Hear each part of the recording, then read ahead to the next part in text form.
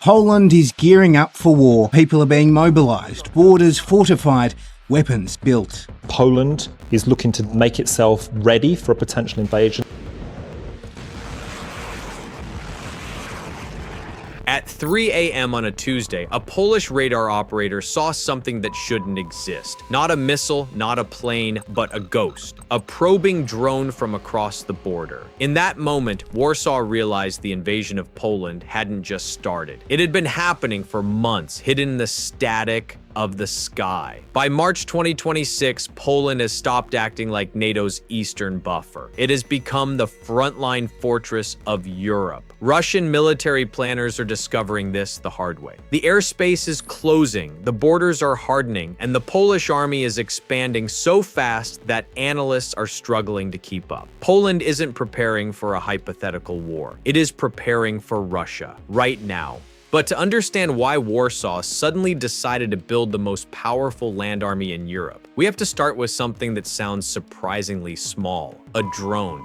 Because for months, strange objects kept appearing over Poland's eastern border. Cheap drones, observation balloons, the occasional stray missile. At first, these incidents looked like accidents, the chaotic spillover of a war happening next door in Ukraine. But Polish military analysts quickly noticed something odd. The objects were not random. They appeared at specific altitudes. They approached radar coverage from particular angles. They lingered just long enough to trigger detection, and then disappeared. To a casual observer, it looked like nothing. To an air defense officer staring at a radar screen at 3 in the morning, it looked like something else entirely. Testing. Russian military intelligence was probing Poland's defenses, not attacking, measuring.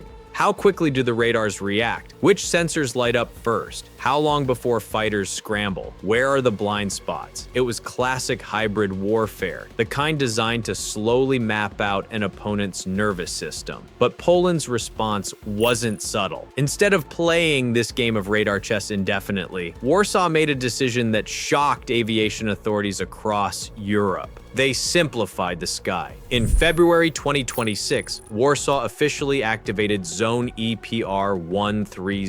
It's a total blackout of the night sky along the eastern frontier. From the surface up to 3,000 meters, civilian traffic is gone. No gliders, no crop dusters, no private drones. To a civilian, it's a bureaucratic rule. To a military planner, it's a digital clearing. By removing the clutter, Poland has turned its border into a high-intensity kill zone. If a sensor trips now, there's no phone call to air traffic control. There's only a Patriot missile battery locking on. But when you remove the clutter, every unidentified object becomes something very different. A target. Suddenly, a drone approaching the border isn't possibly civilian. It's hostile until proven otherwise, and that drastically shortens reaction time. For Russia's hybrid warfare strategy, this bureaucratic trick was devastating. The sky Poland created is not complicated. It's brutally simple, which means the moment something appears on radar that shouldn't be there, Polish air defenses are free to act, and those air defenses are not small. Poland operates the American-built MIM-104 Patriot system along its eastern flank, one of the most advanced missile defense platforms on the planet. These batteries can track dozens of targets simultaneously and intercept everything from aircraft to ballistic missiles. The moment the sky cleared, those systems became dramatically more lethal. But the airspace decision had a second effect, and this is where things start to get uncomfortable for Russia. Because if you look at the map of Poland's flight restrictions, you'll notice something very interesting.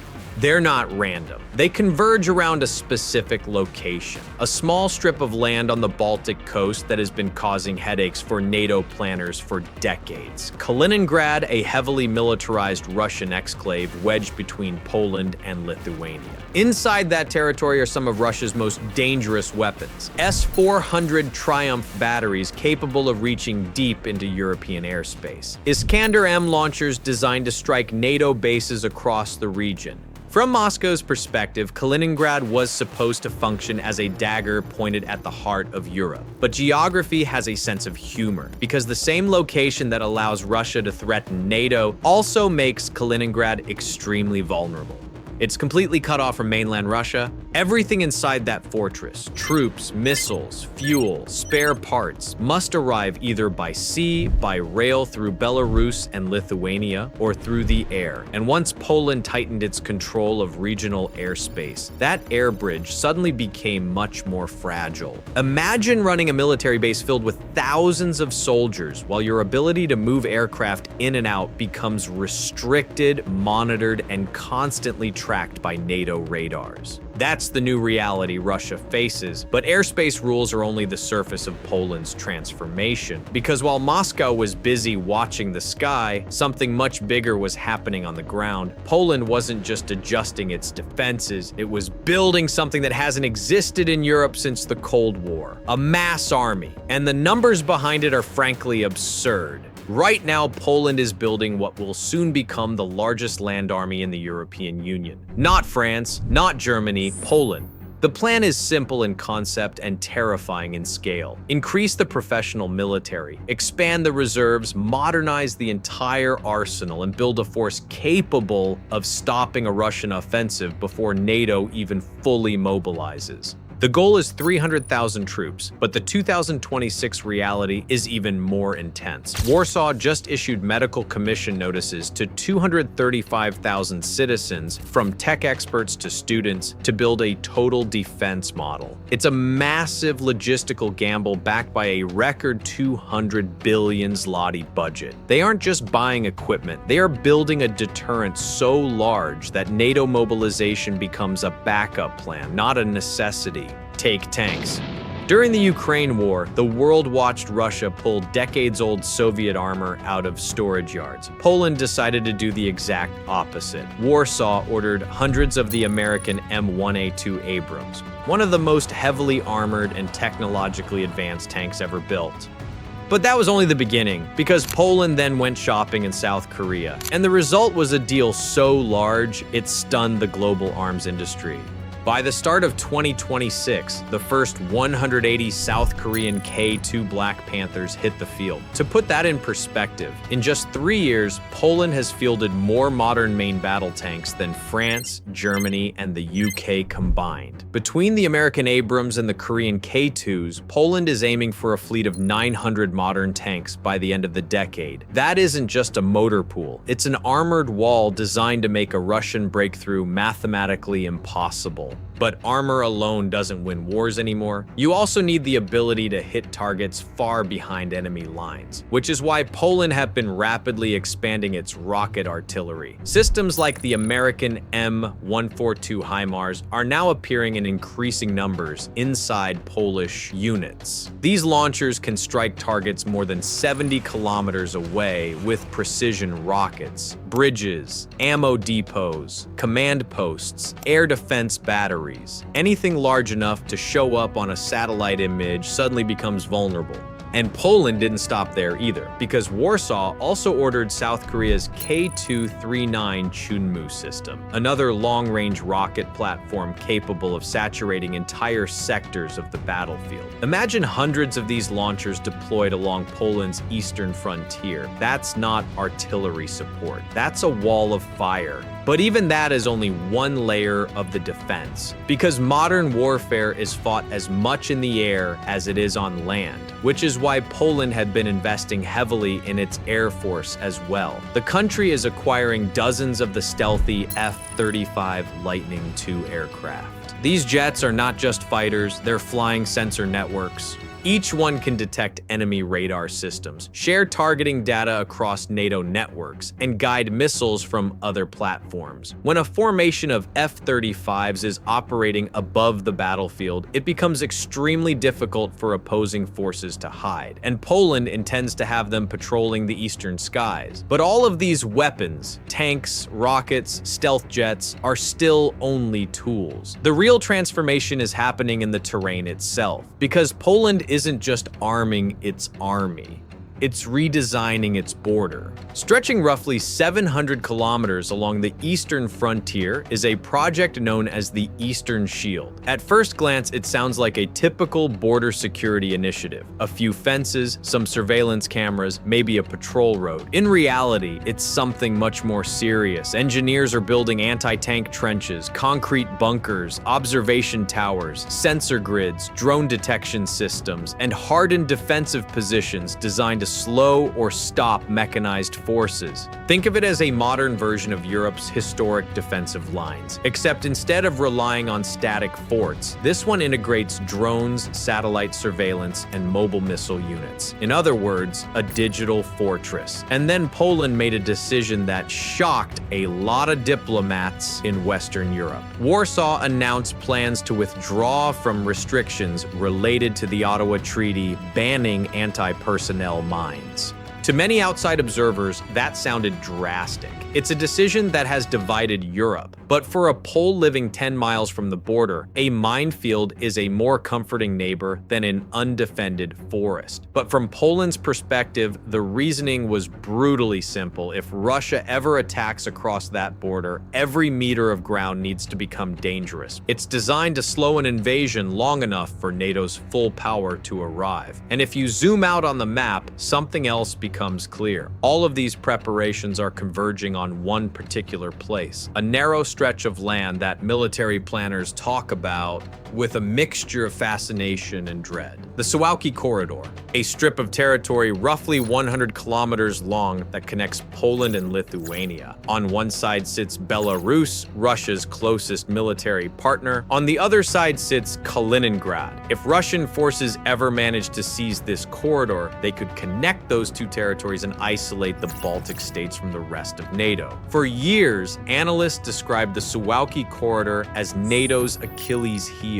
But Poland has been working very hard to change that, because the corridor is no longer just a vulnerable road on the map. It's rapidly becoming one of the most heavily defended stretches of land in Europe.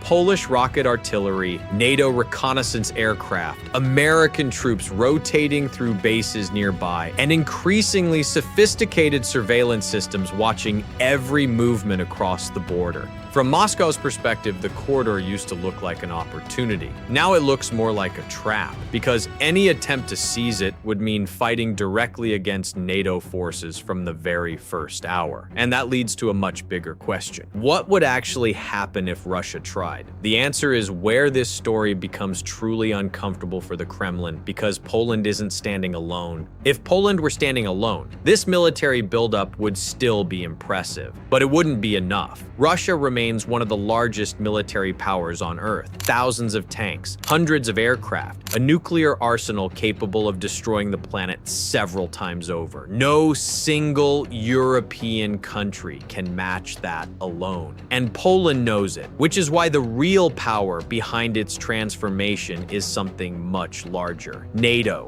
The moment Poland sits inside the alliance structure, the equation changes completely. Thousands of American troops are already stationed in Poland, supported by logistics hubs, training ranges, and massive warehouses of pre-positioned equipment. One of the most important sites sits near the city of Patriot, where the United States maintains a storage complex capable of equipping an entire armored brigade within days. Rows of armored vehicles, artillery ammunition stacked in hardened depots, fuel and spare parts ready for immediate deployment.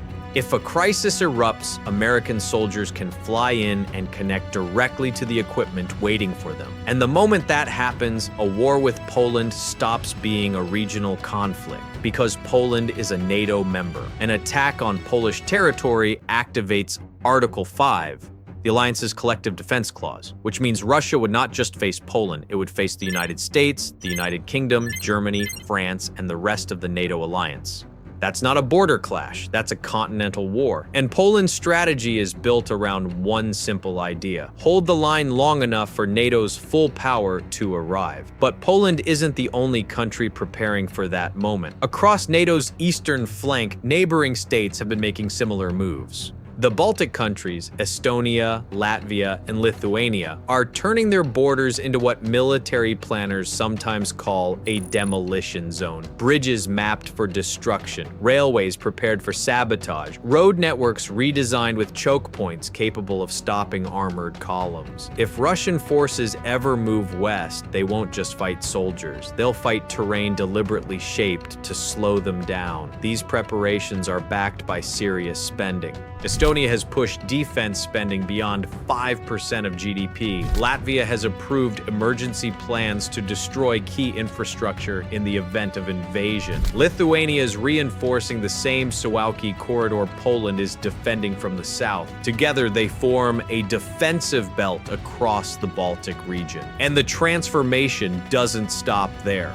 Further north, something even more dramatic has happened. For decades, Scandinavia remained outside NATO's military structure. Neutral states, strategic buffers, that era is gone. Finland joined NATO after Russia invaded Ukraine, instantly doubling the alliance's land border with Russia. The country brings a massive reserve force capable of mobilizing hundreds of thousands of trained soldiers, supported by terrain and doctrine designed to slow any invasion to a crawl. Sweden has abandoned its long neutrality as well, rapidly increasing defense spending and reinforcing the strategically critical island of Gotland in the Baltic Sea. Norway, meanwhile, continues expanding joint exercises with NATO forces along Russia's northern frontier. From the Baltic Sea to the Arctic, the map now shows something that barely existed a decade ago. A continuous NATO defensive line, Poland at the center, the Baltic states guarding the corridor, Finland closing the northern approach, and NATO forces rotating across the entire region. From Moscow's perspective, it's the worst possible outcome of the Ukraine war. Instead of weakening NATO, the invasion created a far more unified and heavily armed alliance, which leads to the final twist, because Poland's buildup isn't just military, it's psychological.